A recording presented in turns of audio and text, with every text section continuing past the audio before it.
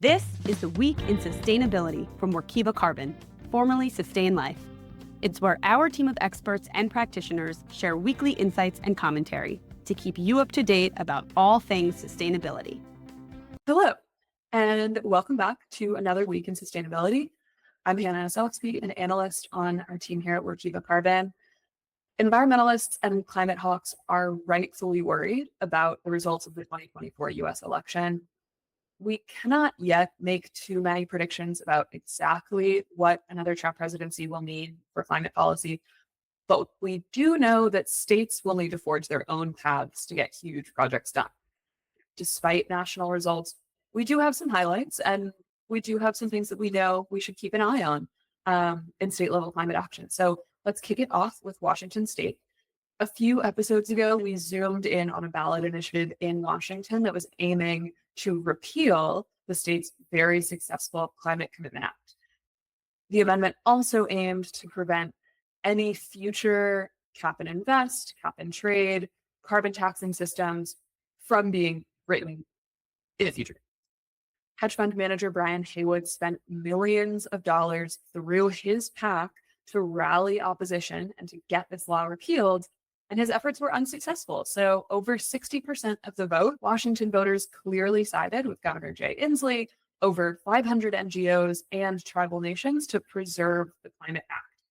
The revenue generated from companies purchasing carbon allowances is going to continue to fund a vast array of projects within the state. This is habitat restoration, bike lane improvement, low-income neighborhoods getting electrified faster than they would have. There's so much happening. Congratulations to Washington for keeping this bill, this very powerful bill, in place. And similarly, voters in California took steps forward by passing Proposition 4. This is a $10 billion fund focused on climate resilience. So this bond will fund climate projects like wildfire prevention, water conservation, and clean energy projects across the state. And 40% of this $10 billion is already earmarked for the most vulnerable communities, the most disadvantaged and vulnerable to climate impacts. These kinds of investments are exactly what we're looking for from government. This is mass resilience that individuals can't accomplish on their own. These projects focus on active disaster prevention and building resilience now rather than waiting for a disaster to respond to. FEMA echoes this again and again and again. Every dollar that we spend right now on disaster preparedness saves $6 in whatever future disaster hits. And luckily, California voters agree. And then in Hawaii, voters took a similar attitude towards preparation. 52% of voters favored the establishment of a Climate Resiliency Fund, which directs property tax revenue towards initiatives like combating sea level rise and protecting local ecosystems. This fund is estimated to annually direct $8.5 million towards an existing list of 44 actions outlined in the Oahu Resilience Strategy. And then in Louisiana, with a whopping 73% of the vote, I can't get over how meaningful it is to get 73% support on something. Louisiana voters approved an amendment which will direct state revenue from renewable energy production to be deposited into the Coastal Protection and Restoration Fund for the state. This mirrors an existing dynamic that already exists between federal revenue from oil and gas and the Restoration Fund. So while offshore wind is still in the early stages of development right off the coast of Louisiana, voters wanted to capture that opportunity and maximize benefit as soon as possible. And then the same is true in North Carolina. They're still recovering from Hurricane Helene. And though the state's electoral votes went towards Donald Trump, North Carolina voters made it clear that they want a governor who promises climate progress. Josh Stein defeated Lieutenant Governor Mark Robinson. And as governor, we can expect Stein to honor the outgoing governor's executive orders, which encourage offshore wind. They also require state agencies to develop and implement a clean power plan. I like paying attention to these states like Louisiana and Hawaii and California.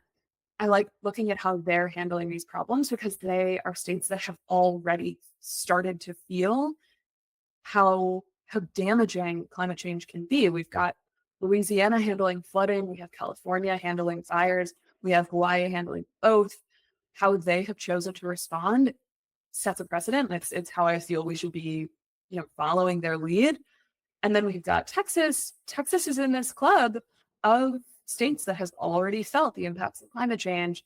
The coasts have experienced billions of dollars worth of damage from hurricanes. The plains have experienced record-setting drought and heat. Yet the policy focus is still on propping up the fossil fuel industry wherever possible. I think those familiar with the Texas policy landscape know that oil and gas operations in the state fall under the jurisdiction of the Railroad Commission. The Railroad Commission is charged with regulating the oil and gas industry, but it has long been a panel of like-minded fans of fossil fuels. So incumbent Christy Craddock kept her seat. We can expect only expansion, more drilling, all to be encouraged by the commission. This leads it to the counties to make changes where they can. We wish them the best of luck. And in contrast, voters in South Dakota stood up to their representatives for taking it too easy on industry. In South Dakota, voters repealed a previous law. This was dubbed the Landowner's Bill of Rights in response to concerns about corporate overreach. So this law, Senate Bill 201, it provided requirements to county level governments saying how they could or could not restrict pipeline development through their counties. And 60% of voters struck this down. The primary criticism was that the original law benefited Summit Carbon Solutions, the company looking to build the pipeline, more than landowners themselves. And, pipelines are not perfect. In frequent events of leaks and malfunctions, residents were worried that they weren't going to be protected enough. And I think this election shows us that climate action can be successful at the state level. Of course, federal leadership is desired, plays a massive role, but there's a balance to pay attention to. For example, the Inflation Reduction Act was passed under a Democratic president, and incoming Republican leadership, they claim they want to undo it, but we know that they won't be able to immediately undo it. Overwhelmingly, red states are benefiting from the IRA's programs. Red states are getting more money from the IRA's programs than blue states are. And an influx of climate jobs is still an influx of jobs. Our representatives know that it's not safe. It's not a safe choice on their part to support taking jobs out of the market.